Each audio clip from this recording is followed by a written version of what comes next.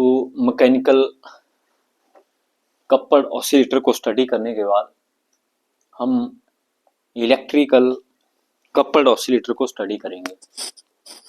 तो mechanical oscillator में जैसे कि हमने देखा कि हम दो पेंडुलम को एक स्प्रिंग के साथ कनेक्ट कर देते हैं, तो वो उसमें कपलिंग हमारे पास हो जाती है। मतलब हम एक पेंडुलम के साथ दूसरे पेंडुलम को बाइंड या बांध देते हैं, तो कपलिंग वहाँ पे हो जाती है। तो इसी तरह से हम जो दो इलेक्ट्रिकल ऑसिलेटर है उनको भी यहाँ पे कपल्ड कर सकते हैं। और जैसा कि हमने देखा हुआ है कि इलेक्ट्रिकल ऑसिलेटर हमारे पास क्या होता है, अगर हम यहाँ पे इलेक्ट्रिकल ऑसिलेटर की बात करें तो इलेक्ट्रिकल ऑसिलेटर में हम क्या करते हैं कि एक कैपेसिटर यहाँ पे लेते हैं और उसके साथ में एक इंडक्टर को यहाँ पे जोड़ देते हैं। तो ये हमारे पास C है और ये हमारे पास यहाँ पे L है, तो इसको हम LC सर्किट भी बोलते हैं। तो इस LC सर्किट का काम यहाँ पे एक तरह से एनर्जी को स्टोर करना होता है। तो जो कैपेसिटर है जो कि हमारे पास C है वो इलेक्ट्रिकल एनर्जी मतलब कि चार्ज को स्टोर करता है, और जो हमारे पास इंडक्टर L है वो मैग्नेटिक एनर्जी को हमारे पास जो है स्टोर करता है। तो इस केस में हम क्या बोलते हैं कि अगर हमने इस इलेक्ट्रिकल ऑसिलेटर को किसी दूसरे इलेक्ट्रिकल ऑसिलेटर के साथ कपल करना है, तो हम क्या करते हैं कि जो इंडक्टर है वो इंडक्टर हम यहाँ पे इसके पास में दूसरे इलेक्ट्रिकल ऑसिलेटर का रखते हैं, और दूसरे इलेक्ट्रिकल का हमारे पास जो कैपेसिटर है वो अपोजिट साइड में यहाँ पे हमारे पास रहता है। तो हम यहाँ पे क्या बोल सकते हैं कि मान लो पहले ये हमारे पास पहला इलेक्ट्रिकल ऑसिलेटर है, इसका कैपेसिटेंस C1 है और इंडक्टेंस हमारे पास E1 है, और ये जो दूसरा ऑसिलेटर है इसका इंडक्टेंस L1 है और इसका कैपेसिटेंस हमारे पास जो है C1 है। तो ये हमारे पास दो इंडक्टिवली कपल्ड ऑसिलेटर हम कह सकते हैं। लेकिन एक्चुअल में होता क्या है कि जब हमने दो ऑसिलेटर को इंडक्टिवली कपल्ड करना है, मतलब दोनों को कपलिंग हम करनी है, तो हम क्या कर देते हैं, जैसे कि ट्रांसफार्मर के केस में भी हम देखते हैं कि एक सॉफ्ट आयरन कोर हम यहाँ पे ले लेते हैं और उस सॉफ्ट आयरन कोर में हम एक इंडक्टर को यहाँ पे रैप कर देते हैं या बाइंड कर देते हैं। तो ये हमारे पास जो है पहला इंडक्टर, इसके ऊपर हम जो है रैप कर देते हैं और इसको हम क्या करते हैं कि इंसुलेटिंग मटेरियल से इंसुलेट कर देते हैं ताकि ये दूसरे किसी भी इंडक्टर के साथ जो है अटैच ना हो, मतलब कनेक्टिंग ना हो। जैसे दो वायर को हम इकट्ठा करते हैं तो वो जुड़ जाते हैं, लेकिन हमने इन दोनों को सेपरेट रखना है। और फिर हम क्या करते हैं कि एक दूसरा इंडक्टर लेते हैं, वो भी हम इसके ऊपर रैप कर देते हैं, वो भी हमारे पास इंसुलेटेड होता है। तो इस तरह से हम बोलेंगे कि ये पहला इंडक्टर, ये हमारे पास जो दूसरा इंडक्टर। तो हम एक सॉफ्ट आयरन कोर के ऊपर, ये हमारे पास जो है ये सॉफ्ट आयरन कोर है, तो एक सॉफ्ट आयरन कोर के ऊपर हम दोनों इंडक्टर को रैप कर देते हैं। लेकिन ये दोनों इंडक्टर का जो मटेरियल है, मतलब जो वायर है, वो हमने इंसुलेटेड की होती है। तो इंसुलेटेड करने से हमारे पास L1 L2 के साथ हमारे पास कनेक्ट नहीं होती है। लेकिन यहाँ पे हमारे पास जो अगर एक भी सर्किट में हमारे पास करंट फ्लो होता है, मान लो इसमें सर्किट हमारे पास जो करंट फ्लो होता है, तो हमारे पास इस कॉइल में जो L1 है, हमारे पास L1 में मैग्नेटिक फ्लक्स चेंज होता है। तो L1 और L2 हमारे पास कॉमन है, तो हम बोलेंगे कि L1 में मैग्नेटिक फ्लक्स अगर चेंज हो रहा है तो L2 में भी मैग्नेटिक फ्लक्स चेंज होता है। तो according to Lenz's law, change in magnetic flux produce induced EMF और इंड्यूस्ड करंट। तो उस वजह से हमारे पास इस सर्किट में हमारे पास जो है करंट फ्लो होता है, जिसको कि हम यहाँ पे I2 बोलते हैं। मतलब यहाँ पे हमने सिर्फ I1 को करंट दिया हुआ है, लेकिन due to mutual induction current also flows in through the coil L2 और थ्रू दी इंडक्टर L2। लेकिन दोनों को हमने अटैच नहीं किया हुआ है, हमने दोनों को इंसुलेटेड यहाँ पे रखा हुआ है। तो इसको हम बोलते हैं कि यहाँ पे हमारे पास जो म्यूचुअल इंडक्शन हमारे पास होता है, तो इसी को हम इलेक्ट्रिकल कपल्ड ऑसिलेटर भी बोल देते हैं।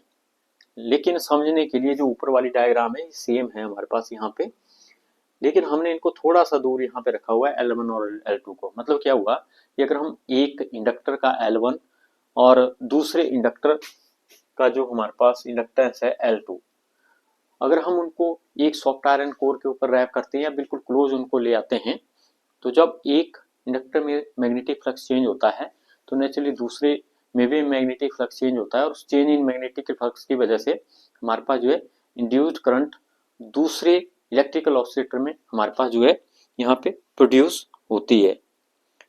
तो इस तरह से ये हमारे पास यहाँ पे C1 है, ये C2 है, ये पहले सर्किट का है इसलिए C1 L1 और C2 L2। तो ये हमारे पास, इसको हम इलेक्ट्रिकली कपल्ड ऑसिलेटर यहाँ पे बोलते हैं। तो ये डायग्राम यहाँ पे मैंने समझने के लिए बनाई थी कि दोनों हमारे पास जो है एक दूसरे से सेपरेट होते हैं, लेकिन होते एक ही सॉफ्ट आयरन कोर के ऊपर इनको रैप हमने यहाँ पे किया होता है। तो ये हमारे पास, इसको हम यहाँ पे प्राइमरी कॉइल बोल देते हैं, इसको हम सेकेंडरी कॉइल बोल देते हैं। जैसा कि ट्रांसफार्मर के केस में भी हम सेम चीज वहाँ पे देखते हैं, लेकिन वहाँ पे कैपेसिटेंस की हम बात करें तो वहाँ पे कैपेसिटेंस नहीं होता। हम क्या करते हैं कि प्राइमरी कॉइल्स और secondary coils soft iron core के ऊपर वहाँ पे रैप कर देते हैं, जिसकी वजह से हमें स्टेप डाउन वोल्टेज या स्टेप अप वोल्टेज देखने को वहाँ पे मिलती है। और फिर हम इसमें बात करेंगे कोफिशिएंट ऑफ कपलिंग। तो इसमें इसी का पार्ट है हमारे पास कोफिशिएंट ऑफ कपलिंग, कि जो हमने यहाँ पे कपलिंग की है, कपलिंग किसके और किसके बीच में की, L1 और L2 के बीच में हम यहाँ पे कपलिंग कर रहे हैं। तो वो कपलिंग हम यहाँ पे देख रहे हैं। तो बोला कि मान लो यहाँ पे मैग्नेटिक फ्लक्स चेंज होता है L1 में और उसका इफेक्ट L2 के ऊपर भी हमारे पड़ता है, तो हम ये मानते हैं कि there is no leakage of magnetic flux, कि इस सर्किट में हमारे पास जो कंबाइंड कपल्ड इलेक्ट्रिकल ऑसिलेटर बना, यहाँ पे जो मैग्नेटिक फ्लक्स है वो हमारा लीक नहीं होता। मतलब क्या हुआ कि जो पहले सर्किट में आपका मैग्नेटिक फ्लक्स है तो दूसरे सर्किट में भी मैग्नेटिक फ्लक्स हमारे पास जो है उतना ही रहता है। तो there is no leakage of magnetic flux. अगर फाई हमारे पास जो मैग्नेटिक फ्लक्स है तो हम यहाँ पे बोल रहे हैं कि there is no leakage of magnetic flux, जिसको कि हम यहाँ पे फाई को मैग्नेटिक फ्लक्स बोल रहे हैं। तो अगर इस सर्किट में कोई भी मैग्नेटिक फ्लक्स हमारे पास लीकेज नहीं होता तो यहाँ पे हम इस चीज को जो है ऑब्जर्व कर सकते हैं। तो कोफिशिएंट ऑफ कपलिंग को हम किस तरह से कंसीडर करते हैं, तो हमें पता है कि जो L1 होता है that is directly proportional to the N1 and L1 is directly proportional to N1 and sorry, L1 is directly proportional to N1 का square, and L1 is also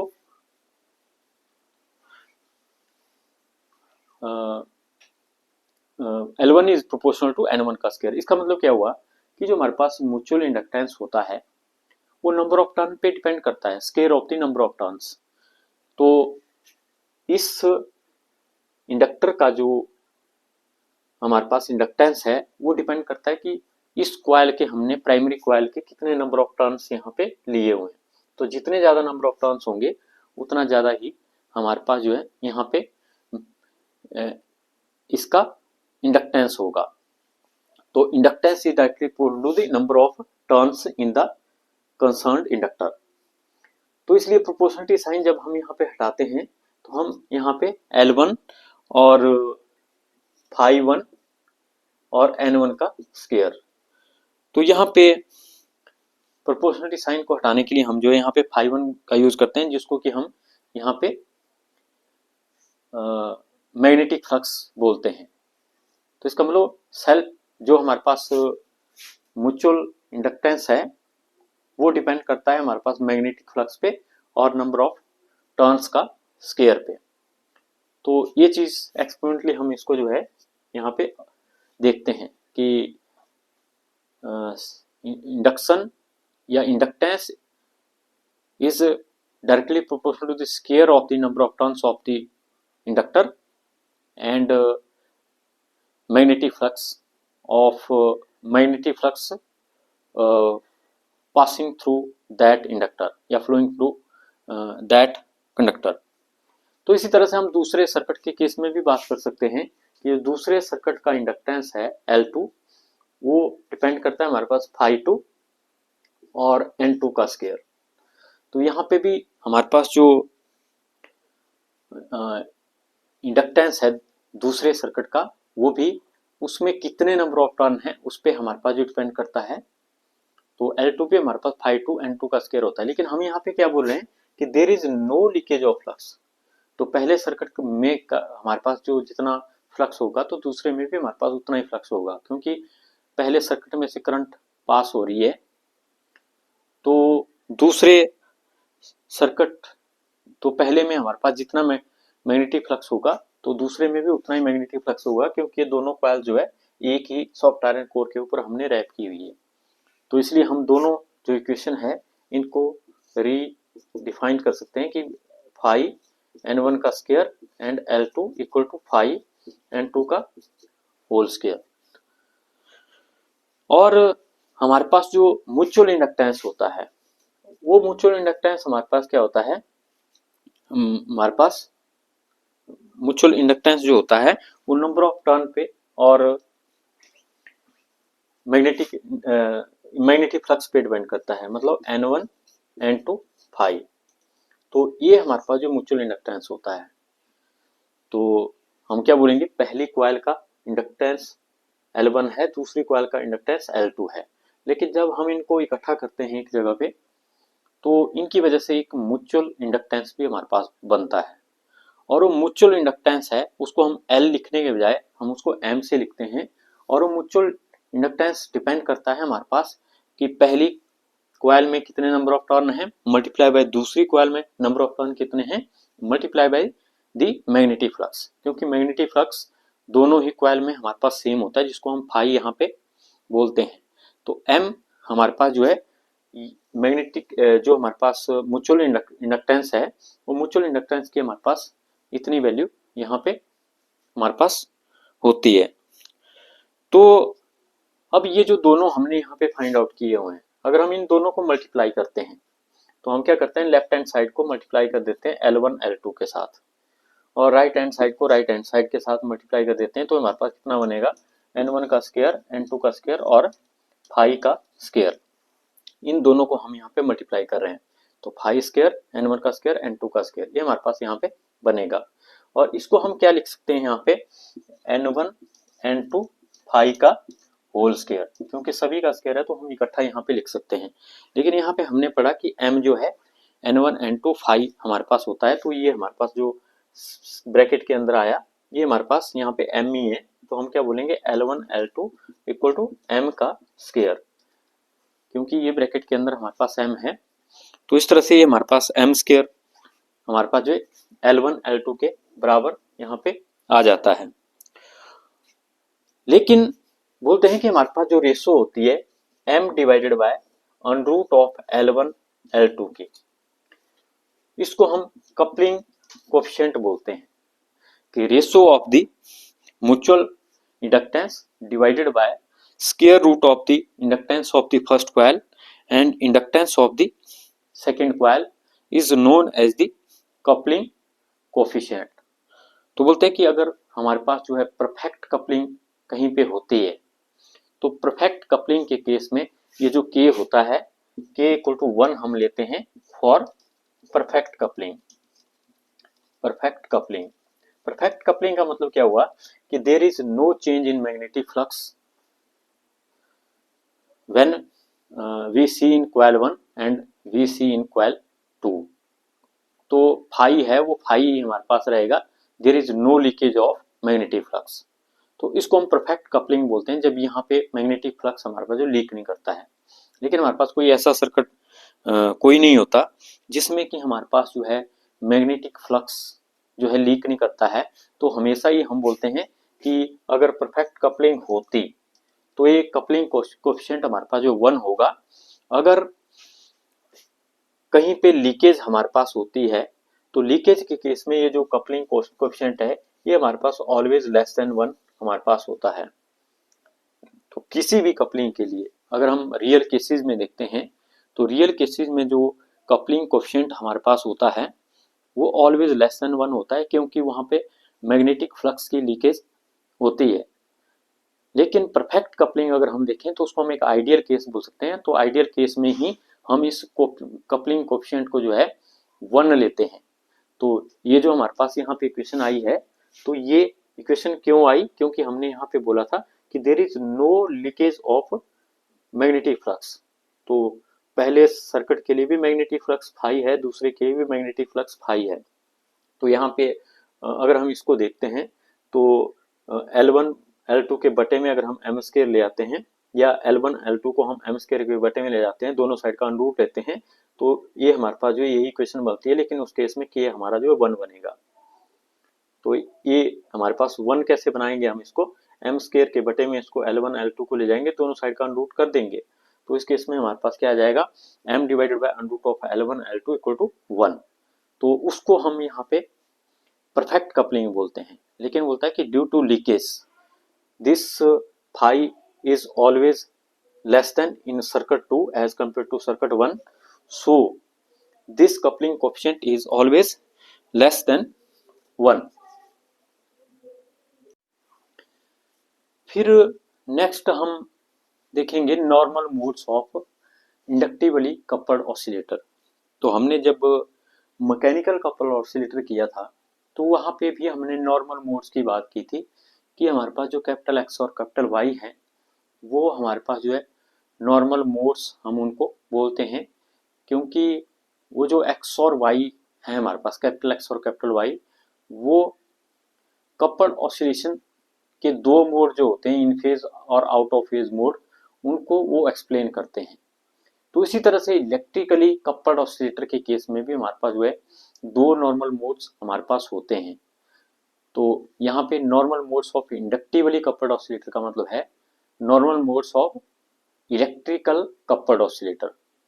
तो हमने इलेक्ट्रिकली इनको कपल्ड किया हुआ है दोनों को, तो इसलिए हम इसको इलेक्ट्रिकली कपल्ड ऑसिलेटर भी बोल सकते हैं और इंडक्टिवली कपल्ड ऑसिलेटर भी बोल सकते हैं, क्योंकि हमने थ्रू इंडक्टर इनको यहाँ पे कपल्ड किया हुआ है। तो बोलता है मान लो हमारे पास जो Q1 है that is the charge on the plates of the capacitor C1। तो C1 हमारे पास जो कैपेसिटर है उसकी जो प्लेट्स पे चार्ज है वो हमारे पास Q1 है, और ये चार्ज जब इस सर्किट में फ्लो करेगा तो किसी पर्टिकुलर टाइम पे हम क्या करते हैं कि मान लो इस सर्किट में जो करंट हमारे पास फ्लो हो रहा है वो I1 फ्लो हो रहा है। तो capacitor is C1 and charge is Q1, and when this charge flow in this circuit the current will be I1। और जब I1 करंट इस कॉइल में से फ्लो करेगा तो यहाँ पे मैग्नेटिक फ्लक्स हमारे पास जो चेंज होगा, तो वो मैग्नेटिक फ्लक्स जो यहाँ पे चेंज होगा वो इसके लिए भी हमारे पास सेम मैग्नेटिक फ्लक्स चेंज होगा। तो इसलिए उस चेंज इन मैग्नेटिक फ्लक्स की वजह से यहाँ पे एक करंट हमारे पास प्रोड्यूस होगी जिसको हम I2 बोलेंगे, और इस I2 की जो डायरेक्शन होगी वो I1 के अपोजिट हमारे पास यहाँ पे होगी। और हमें मान लेते हैं कि मान लो हमारे पास जो म्यूचुअल इंडक्टेंस है दोनों का यहाँ पे वो हमारे पास जो M है। वैसे तो पहले ऑसिलेटर का इंडक्टेंस L1 है, दूसरे का L2 है, लेकिन उन दोनों का जो म्यूचुअल इंडक्टेंस है वो हम यहाँ पे M ले लेते हैं। तो इसलिए पहले सर्किट में मान लो फ्लक्स फाई है तो दूसरे में जो फ्लक्स है वो हमारे पास कुछ और होगा, क्योंकि there is always leakage of magnetic flux. तो इस वजह से मैग्नेटिक फ्लक्स की लीकेज होगी। तो अगर इसमें करंट I1 है तो इसमें करंट I2 हमारे पास होगा, मतलब डिफरेंट होगा, कम होगा, क्योंकि यहाँ पे मैग्नेटिक फ्लक्स हमारे पास जो है लीकेज कर रहा है। तो अगर हम यहाँ पे पहले प्राइमरी सर्किट को देखते हैं तो हम क्या बोलते हैं कि प्राइमरी सर्किट जो हमारे पास फॉर प्राइमरी सर्किट 1, जो हमारे पास पहला प्राइमरी सर्किट है, इसको हम 1 यहाँ पे बोल लेते हैं, इसको हम यहाँ पे 2 बोल लेते हैं। तो पहले प्राइमरी सर्किट में हम क्या देखते हैं कि जो हमारे पास Q1 बटा C1 होगा plus L1 into DI1 by DT होगा plus M into DI2 divided by DT होगा, that will be equal to 0। तो ये हमारे पास यहाँ पे किस तरह से आया, by applying Kirchhoff's law, Kirchhoff's voltage law. Kirchhoff's voltage law क्या बोलता है कि for a closed circuit voltage drop across each component या sum of voltage drop across each component is equal to 0। तो अगर हम कैपेसिटर के अक्रॉस वोल्टेज ड्रॉप देखेंगे तो हमें पता है कि कैपेसिटर के अक्रॉस वोल्टेज जो होता है सी हमारे पास V जो होता है वो Q/C होता है। वोल्टेज ड्रॉप अक्रॉस कैपेसिटर हमारे पास Q/C होता है। ये हमने फॉर्मूला पढ़ा हुआ है कि V जो है Q/C होता है। तो यहाँ पे हमारे पास जो वोल्टेज ड्रॉप होगा वो कितना बनेगा, Q1/C1, क्योंकि यहाँ पे चार्ज Q1 है और ये हमारे पास जो C1 है। और अब हम देखते हैं voltage drop across inductor L1। तो L1 के अक्रॉस जो वोल्टेज ड्रॉप होता है वो हमने पढ़ा हुआ कि L into D square Q by DT square होता है, या जिसको हम L into DQ by DT भी लिखते हैं, L into D by DT of DQ by DT। तो जिसको हम L D square Q by DT square को हम क्या लिख सकते हैं, D by DT of DQ by DT, और DQ बाई DT को हम I भी बोलते हैं। तो इसलिए हमारे पास क्या बनेगा, L into D by DT of I। तो इसलिए ये हमारे पास जो है जो सेकेंड टर्म है ये हमारे पास है voltage drop across the inductance L1। लेकिन यहाँ पे म्यूचुअल इंडक्टेंस भी हमारे पास, तो voltage drop across mutual inductance हमारे पास कितना होगा, M into DI2 divided by DT, क्योंकि यहाँ पे जो हमारे पास करंट है वो हम इस वाली को लेंगे I2 को, तो इसलिए यहाँ पे mutual inductance into DI2 by DT हमारे पास होगा voltage drop across mutual inductance M, और ये हमारे पास कितना होगा 0, क्योंकि यहाँ पे हमें 2 कंपोनेंट दिख रहे हैं लेकिन एक तीसरा कंपोनेंट इंडक्टेंस का और है जिसको हम म्यूचुअल इंडक्टेंस बोलेंगे, और ये म्यूचुअल इंडक्टेंस इन दोनों का कंबाइंड हमारे पास होगा। तो इसलिए यहाँ पे हम इसको M into DI2 by DT यहाँ पे लिखेंगे। तो ये हमारे पास इस तरह से यहाँ पे ये इक्वेशन हमारी जो है बनेगी। लेकिन हमें पता है कि जो हमारे पास DQ/DT होता है, DQ/DT होता है उसको हम I भी बोलते हैं, और अगर हम इस इक्वेशन से देखें तो हम DQ को क्या लिख सकते हैं, I इंटू DT। तो Q को अगर हमने लिखना है तो मतलब दोनों साइड को इंटीग्रेट करेंगे तो हमारे पास I इंटू DT हम इसको यहाँ पे लिख सकते हैं। तो इसी तरह से यहाँ पे जो हम Q1 लिख रहे हैं तो Q1 को हम क्या लिखते हैं, integral of I1 into DT। तो यहाँ पे हमारे पास कितना आएगा, integral of I1 into DT और डिवाइडेड बाय C1 और plus L1 into DI1 divided by DT और plus M into DI2 divided by DT equal to 0।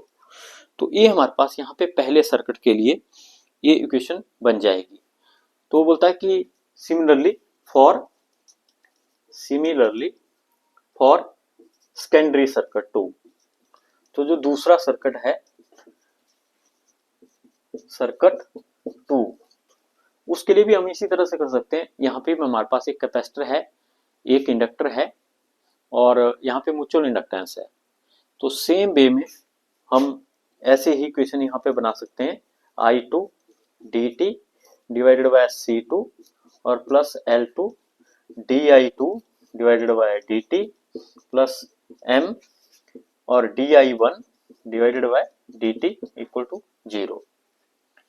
तो हमने यहाँ पे क्या किया, दूसरे सर्किट के लिए इक्वेशन लिखने के लिए जो किरचॉफ्स लॉ है वो हमने दूसरे सर्किट के ऊपर भी अप्लाई किया, जैसे हमने यहाँ पे किया था। तो यहाँ पे आना था Q2/C2 L2 DI2/DT M into DI1/DT। तो जब हमने पहले सर्किट को लिया था तो यहाँ पे करंट हमने di2/dt किया था, लेकिन अब हम दूसरे सर्किट को ले रहे हैं। तो अब हम इस सर्किट को देख रहे हैं, तो जो म्यूचुअल इंडक्टेंस होगा वो हम इस वाले सर्किट का लेंगे और करंट भी हम इस वाले सर्किट की यहाँ पे लेते हैं। तो जब हम इसको यहाँ पे इस तरह से लेते हैं तो ये इक्वेशन हमारे पास बनेगी। तो हमारे पास यहाँ पे दूसरी इक्वेशन यहाँ पे बन गई।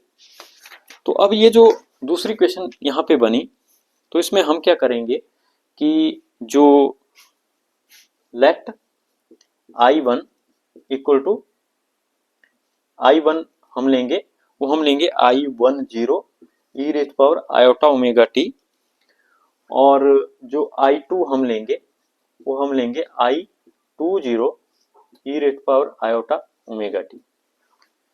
तो I1 और I2 को हम अज्यूम करेंगे, क्योंकि हमें पता है कि जो करंट होती है यहाँ पे ऑसिलेटरी नेचर की होती है, जिसको हम अल्टरनेटिंग करंट भी बोल सकते हैं। तो उस अल्टरनेटिंग करंट को हम एक्सपोनेंशियल फॉर्म में यहाँ पे लिख सकते हैं e rays power iota omega t. तो e rays power iota omega T हमारे पास क्या होता है, cos omega T plus iota sine of omega t. तो ये चीज़ हम यहाँ पे अज्यूम करेंगे कि हमारे पास मान लो I1 और I2 यहाँ पे हमारे पास जो है इतना है। तो इनको अज्यूम करने के बाद हम क्या करेंगे कि ये जो हमने यहाँ पे इक्वेशन लिखी हुई है, इसको हम यहाँ पे इक्वेशन नंबर 3 बोल देते हैं, और ये जो हमारे पास यहाँ पे इक्वेशन आई थी, इसको हम इक्वेशन नंबर 4 बोल देते हैं। तो अब हम I1 और I2 की वैल्यू इक्वेशन नंबर 3 और 4 में पुट करेंगे, जो हमारे पास यहाँ पे हमारे पास आई हुई है, जिसमें हमने Q1 को I1 इंटू dt और Q2 को I2 इंटू dt पुट किया हुआ है। तो इन दोनों इक्वेशनों में जो हमने अज्यूम किया कि I1 की वैल्यू I10 है और I2 की value I20 e rays power iota omega T है।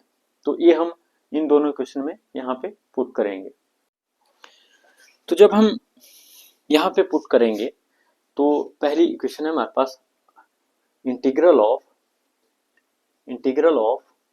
I1, लेकिन I1 हम कितना पुट करेंगे, I10 और e rays power iota omega T, और आगे है हमारे पास dt और डिवाइडेड बाय C1, और यहाँ पे L1 di1, लेकिन di1 का मतलब है I10 e rays power iota omega T by dt, और यहाँ पे हमारे पास है m into D by D T of I2, लेकिन I2 हम कितना ले रहे हैं, I20 e rays power iota omega T, और दूसरी साइड है हमारे पास इक्वल टू 0।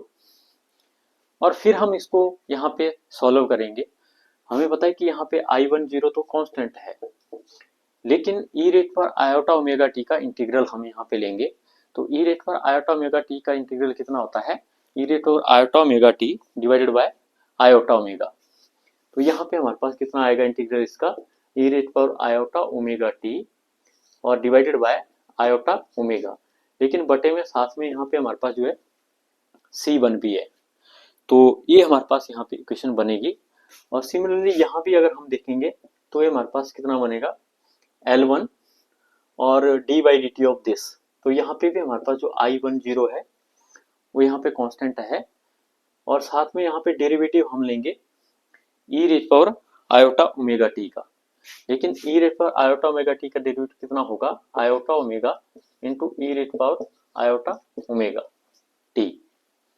तो ये हमारे पास यहाँ पे जो I10 है वो कांस्टेंट है, D derivative of D rays power iota omega T हमने लिया, जो कि आयोटा ओमेगा इंटू ई rays power iota omega T हमारे पास होगा।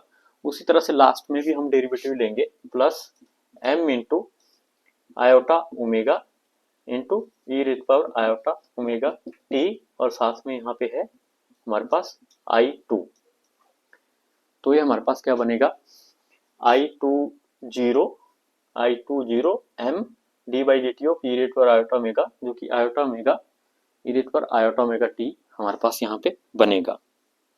तो ये हमारे पास यहाँ पे इक्वेशन बनी। अब इस इक्वेशन को हम यहाँ पे जो है सिंप्लीफाई करेंगे।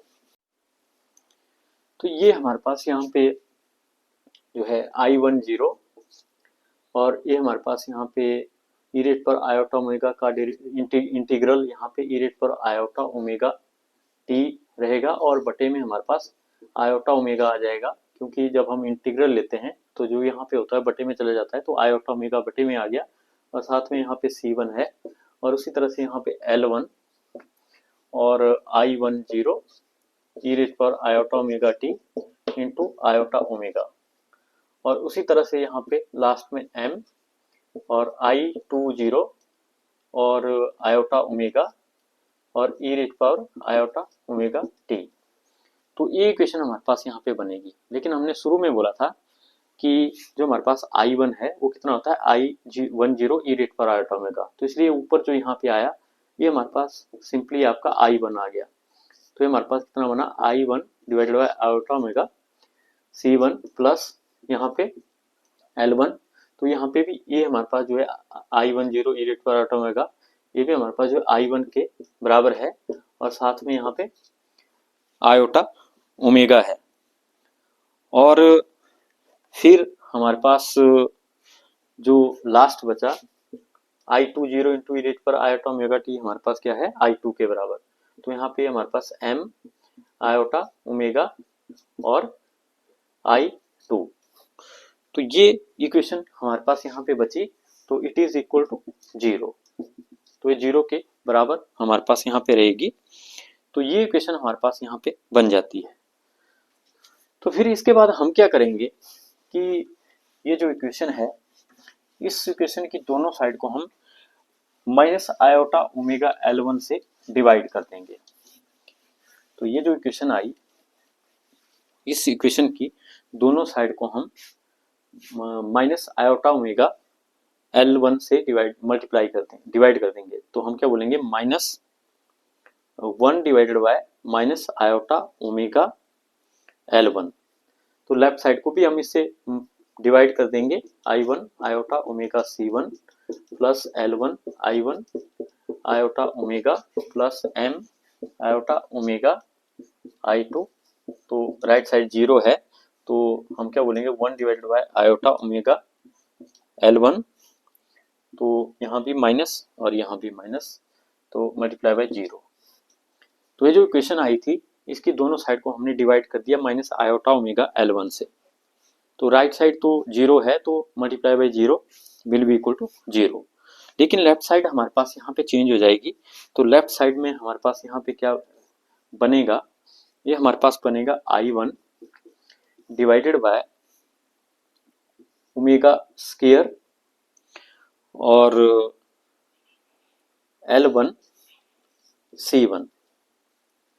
तो हमें पता है कि iota into iota, iota square जो है -1 होता है, लेकिन यहाँ पे माइनस ऑलरेडी है, तो -1 into minus will be plus, और यहाँ पे कितना बचेगा omega into omega omega square और L1 C1। और यहाँ पे हमारे पास जो ओमेगा है वो नीचे वाले ओमेगा से कैंसिल हो जाएगा, और जो आयोटा है वो ऊपर वाले आयोटा से कैंसिल हो जाएगा। लेकिन यहाँ पे बटे में माइनस है, तो इसलिए यहाँ पे माइनस हमारे पास आएगा, और यहाँ पे जो बचेगा वो सिर्फ I1 बचेगा, क्योंकि L1 से L1 कैंसिल, ओमेगा से ओमेगा कैंसिल, माइनस आयोटा से आयोटा कैंसिल, तो यहाँ पे I1 हमारे पास बचेगा। उसी तरह से यहाँ पे भी हमारे पास ये माइनस आयोटा है प्लस आयोटा है कैंसिल हो जाएगा, तो यहाँ पे भी माइनस बचेगा, और ये हमारे पास यहाँ पे जो बचेगा वो आयोटा ओमेगा दोनों ही कैंसिल हो जाएंगे, और यहाँ पे M डिवाइडेड बाय L1 और I2 ये हमारे पास यहाँ पे बचेगा। तो M बच गया, आयोटा ओमेगा कैंसिल हो गए, और I2 बच गया, और बटे में L1 हमारे पास यहाँ पे बचेगा, और राइट साइड में हमारे पास 0 आ जाएगा। तो ये इक्वेशन हमारे पास यहाँ पे बनी। अब हम यहाँ पे क्या देख रहे हैं कि I1 वाली दो टर्म्स हमारे पास हैं, तो इन I1 वाली टर्म को हम इकट्ठा कर लेंगे, मतलब I1 हम कॉमन ले लेंगे यहाँ पे। तो हम क्या करेंगे कि 1 divided by omega square L1 C1 -1, इन दोनों में I1 कॉमन है, तो इसको हम दूसरी साइड यहाँ पे ले जा सकते हैं। तो हमारे पास M divided bye L1 into I2 ये हमारे पास यहाँ पे बन जाएगा। तो ये जो इक्वेशन है, इस इक्वेशन को मान लो हम 5th नंबर इक्वेशन यहाँ पे बोल देते हैं। तो ये इक्वेशन हमारे पास यहाँ पे आ गई 5th नंबर। अब इसके बाद हम जो है दूसरे सर्किट की जो इक्वेशन थी, दूसरे सर्किट की इक्वेशन थी, उस पे भी हम सेम प्रोसीजर फॉलो करेंगे। मतलब जो हमारे पास पिछली इक्वेशन थी जिसको हमने इक्वेशन नंबर 4 बोला था, तो इक्वेशन नंबर 4 पे भी हम सेम चीज फॉलो करेंगे। इक्वेशन नंबर 4 हमारे पास क्या थी, integral of I2 dt divided by C2 plus L2 di2 divided by dt plus m into di1 by dt equal to 0। तो वहां पे भी हम I2 की वैल्यू और I1 की वैल्यू जो हमने अज्यूम की है उसमें पुट करेंगे और फिर हम इंटीग्रेशन करेंगे और डिफरेंशिएशन करेंगे। बिल्कुल सेम प्रोसीजर हम यहाँ पे करेंगे। तो अगर हम इसको देखें तो हमारे पास जो क्वेश्चन नंबर 4 इक्वेशन थी वो हमारे पास कितनी थी, I2 dt divided by C2 plus L2 di2 divided by dt plus m into di1 by dt equal to 0। तो ये हमारे पास क्वेश्चन नंबर 4 थी। अब इस इक्वेशन में भी हम वही I1 की वैल्यू कितनी पुट करेंगे, I1 0 e रेट पर आयोटा ओमेगा टी, और I2 की वैल्यू क्या हमने ली थी, I2 0 e रेट पर आयोटा ओमेगा टी। तो यहाँ पे हम I2 की वैल्यू पुट करेंगे, यहाँ पे भी I2 की, यहाँ पे भी I2 की वैल्यू पुट करेंगे। तो इस तरह से करने पे अगेन हमारे पास जो उसी तरह से इक्वेशन आ जाएगी जो कि हम इसी इक्वेशन से यहाँ पे लिख सकते हैं।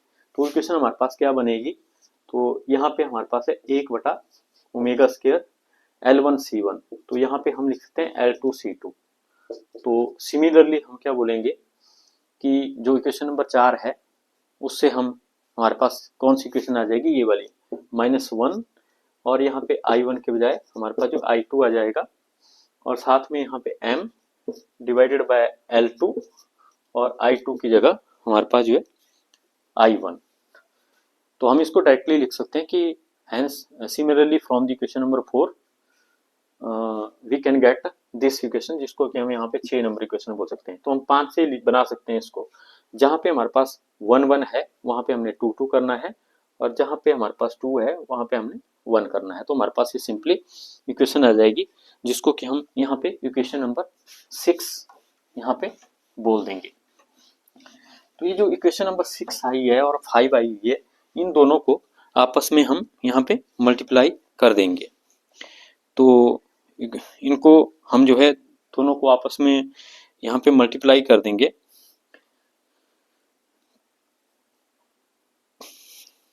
लेकिन उससे पहले हम क्या करेंगे कि हमें पता है कि जो हमारे पास 1/L1 C1 होता है वो हमारे पास जो है ओमेगा नॉट स्क्वायर हमारे पास होता है, जिसको कि हम natural frequency of the electrical oscillator भी बोलते हैं।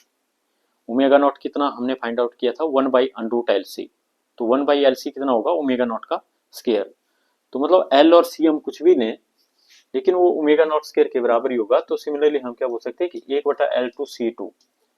1/L2 ये भी हमारे पास जो है ओमेगा नॉट स्क्वायर के बराबर ही हम यहाँ पे लेंगे। तो इसलिए ये जो इक्वेशन हमने यहाँ पे लिखी हुई है, तो ये हमारे पास यहाँ पे क्या बनेगी, जो पहली इक्वेशन है, सॉरी जो 5वीं नंबर इक्वेशन है, वो भी हमारे पास क्या बनेगी, omega naught square by omega square -1 into I1 equal to m/L1 I2। और जो क्वेश्चन नंबर 6 है वो भी हमारे पास क्या बनेगी, omega naught square by omega square -1 into I2 equal to m/L2 into I2।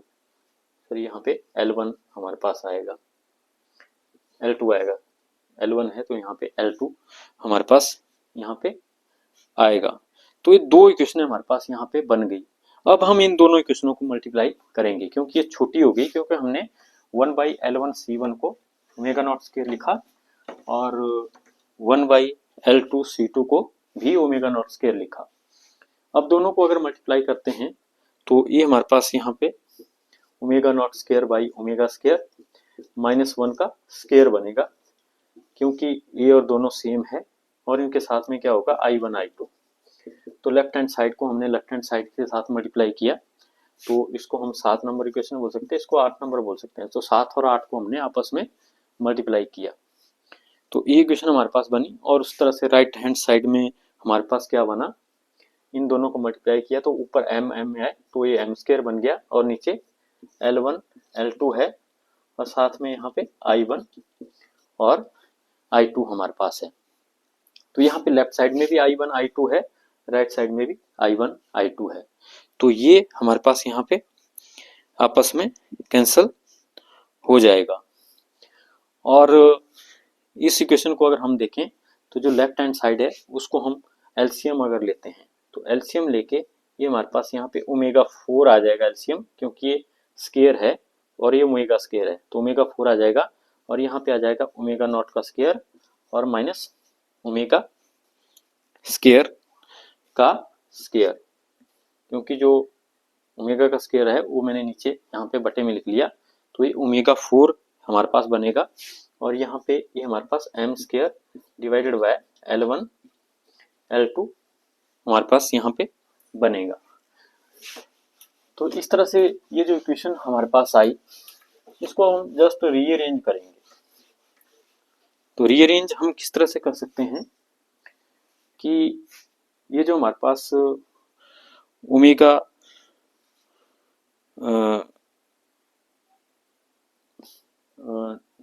Not का square minus omega square by omega 4 है,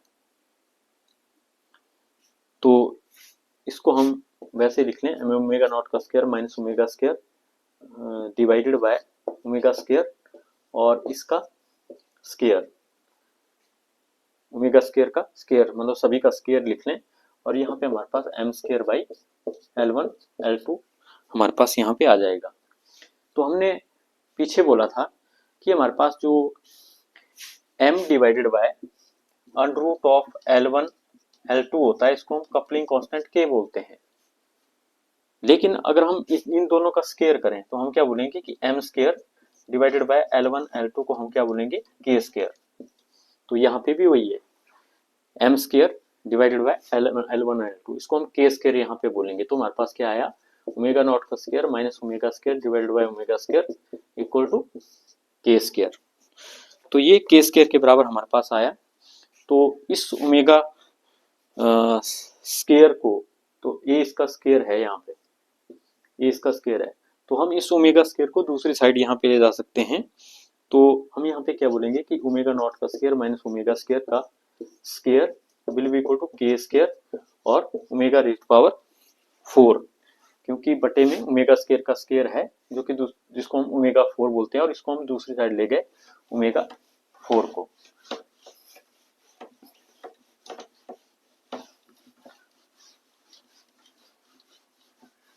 तो ये हमारे पास यहाँ पे इक्वेशन आ गई। अब अगर हम दोनों साइड का अनरूट यहाँ पे ले लेते हैं तो अनरूट लेने पे ये हमारे पास बन जाएगा ओमेगा नॉट का स्केयर माइनस ओमेगा स्केयर, और ये हमारे पास यहाँ पे बन जाएगा plus minus k omega square, क्योंकि अनरूट लेने का मतलब कि दोनों साइड हमारे पास पॉजिटिव भी हो सकती है नेगेटिव भी हो सकती है। तो अगर इसका अनरूट ले रहे हैं इसका भी अनरूट ले रहे हैं तो ये स्केयर है, तो हमें पता है कि चाहे माइनस वाला अनरूट हो चाहे प्लस वाला अनरूट हो तो वो प्लस सी हमारे पास होता है, तो यहाँ पे प्लस सी है। तो जब हम इसका अनरूट लेंगे तो इसका मतलब यहाँ पे प्लस माइनस कुछ भी हमारे पास हो सकता है, plus minus k omega square. तो ओमेगा नॉट स्केयर अगर हम यहाँ पे निकालें तो ये ओमेगा स्केयर हमारे पास जो दूसरी साइड को चला जाएगा तो प्लस हो जाएगा दूसरी साइड जाके, और यहाँ पे plus minus of k omega square हमारे पास बचेगा। और इस केस में हम ओमेगा स्केयर कॉमन लें तो यहाँ पे 1 प्लस माइनस k हमारे पास आएगा, तो ये ओमेगा नॉट स्केयर यहाँ पे बन जाएगा। और अगर हमने इस ओमेगा स्केयर को निकालना है तो ओमेगा स्केयर हमारे पास कितना आएगा ओमेगा नॉट का square divided bye 1 plus minus of k। तो ये हमारे पास यहाँ पे इस तरह से ओमेगा स्केयर आएगा। तो ओमेगा स्केयर अगर इतना है तो दोनों साइड का हम अनरूट लेंगे अगर, तो हमारे पास कितना बनेगा omega naught divided bye under root of 1 plus minus of k, लेकिन यहाँ पे भी प्लस माइनस आएगा। क्यों? क्योंकि दोनों साइड का स्केयर है तो मतलब पॉजिटिव है, लेकिन अगर हम स्केयर के बजाय अनरूट लें तो नेगेटिव वाला अंडरूट भी स्केयर करके प्लस हमारे पास आता है। तो इसलिए यहाँ पे हमें प्लस माइनस दोनों ऑप्शन यहाँ पे रखने पड़ेंगे कि स्केयर रूट दोनों साइड का लेने पे हमारे पास omega equal to plus minus omega naught divided by under root of 1 plus minus के हमारे पास बनेगा। लेकिन ओमेगा इक्वल टू माइनस यहाँ पे लेने पे हम क्या बोलेंगे कि फ्रिक्वेंसी नेगेटिव होगी, लेकिन नेगेटिव फ्रिक्वेंसी लेना वो सही नहीं है, मतलब कि मीनिंगलेस है कि हम बोलते हैं कि फ्रिक्वेंसी जो नेगेटिव होती है, लेकिन फ्रिक्वेंसी नेगेटिव कभी नहीं होती, उसको हम हमेशा पॉजिटिव लेते हैं, तो इसलिए वो मीनिंगलेस हमारे पास होगा। तो इसलिए यहाँ पे जो फ्रिक्वेंसी हम लेंगे वो सिर्फ प्लस वाली लेंगे, तो इसलिए ओमेगा हमारे पास कितना आएगा, omega naught 1 plus minus of के। तो इसलिए हम क्या बोलेंगे कि दो फ्रिक्वेंसी हमारे पास आएगी, एक ओमेगा 1 जिसको हम प्लस साइन के साथ लेंगे दैट इज 1 प्लस के, और दूसरी ओमेगा 2 जिसको कि हम माइनस साइन के साथ लेंगे, मतलब omega naught divided by under root of 1 minus के। तो इसलिए ये हमारे पास यहाँ पे दो फ्रिक्वेंसी इलेक्ट्रिकली कपल्ड ऑसिलेटर के केस में हमारे पास आती है, जो कि किस पे डिपेंड करती है, natural frequency of the oscillator and coupling coefficient के। तो ये हमारे पास यहाँ पे जो है इलेक्ट्रिकली कपल्ड ऑसिलेटर की दो फ्रिक्वेंसी होती है। हमने मैकेनिकल ऑसिलेटर के केस में भी देखा हुआ है कि हमारे पास कपल्ड ऑसिलेटर की दो फ्रिक्वेंसी हमारे पास होती है, एक हम ओमेगा 1 बोलते हैं, दूसरे को हम ओमेगा 2 बोलते हैं। तो यहाँ पे भी हमारे पास इलेक्ट्रिकल ऑसिलेटर के केस में दो डिफरेंट फ्रिक्वेंसीज हमारे पास होती है, लेकिन कपल्ड ऑसिलेटर के केस में अगर आपको याद होगा तो ओमेगा 1 को हम under root of g by l लेते थे और ओमेगा 2 को हम under root of g by l plus 2s by m वहाँ पे लेते थे। तो ये हमारे पास मैकेनिकल ऑसिलेटर के केस में हमारे पास फ्रिक्वेंसी थी, लेकिन ये हमारे पास जो है इलेक्ट्रिकल ऑसिलेटर के केस में हमारे पास जो है फ्रिक्वेंसी है।